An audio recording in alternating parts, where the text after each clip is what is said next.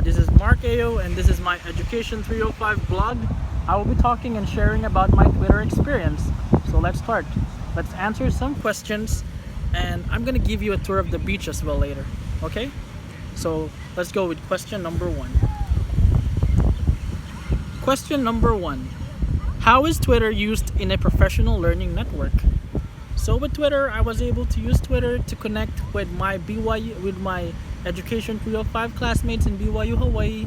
I was able to know the most of them, even though I don't talk to them in person. I was able to follow their accounts and know what's happening in their life, and they're always tweeting about this class, EDU305. I was able to gain friends. I was able to connect with people. I was able to get ideas from their post on how to become an effective teacher. Number two, describe the nature of the tweets that you sent. How did you decide when and what to tweet? First, I made a personal commitment that I will post at least twice a week. I post about quotes of famous educators sharing something about technology. I post about Obama. I post about Steve Jobs. I post about a lot of those people, about a lot from prominent people, a lot of their quotes that can inspire students to use technology in their classroom. Number three, how did Twitter help you interact with the class, with other people? With Twitter, I was able to receive updates from people in our class. I was able to meet other students from other class. When I saw them, when I found out that a lot of Filipinos are also taking EDU305 but in a different section, I was able to talk to them more, and we did have a great time talking about this class. So I gained friends. I was able to connect with people. Next question. Sorry, it's the sun. So how did the different functions impact the communication experience? Example, hashtag and retweet. Of course, I prefer using retweet a lot because it's like posting from other people's post, but with proper reference, because their name was included in your post. I think it's like saying amen to their post, showing that you support what they posted. That's why you're retweeting about it. I love it. It's easy. It's professional.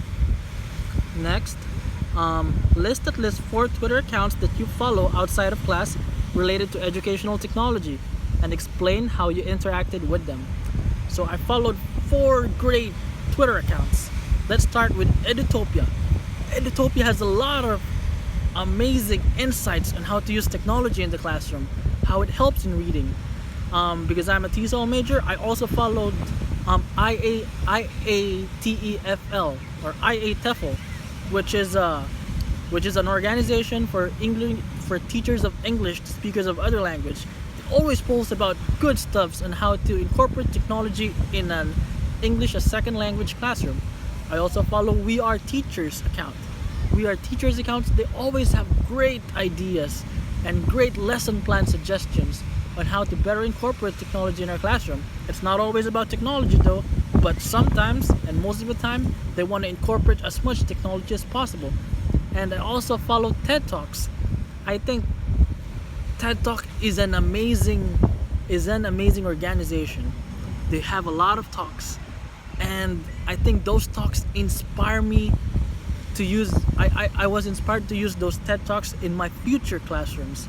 They have TED Talks specifically about education, how to better enhance education, and of course that's with use of technology. So shout outs to TED Talks. Next question. What did you learn about educational technology from following other people's tweets, classmates, and outside handles class hashtag? Of course, when I see other people's tweets, it just made me realize that there's a lot of, because sometimes I think that I ran out of ideas for teaching, that it's like I felt like I've thought of everything, of every single way to use technology in a classroom, but because of the tweets that I'm reading, I always receive new ideas on how to become a better teacher and how to better teach as well. So thank you for all those tweets that I follow.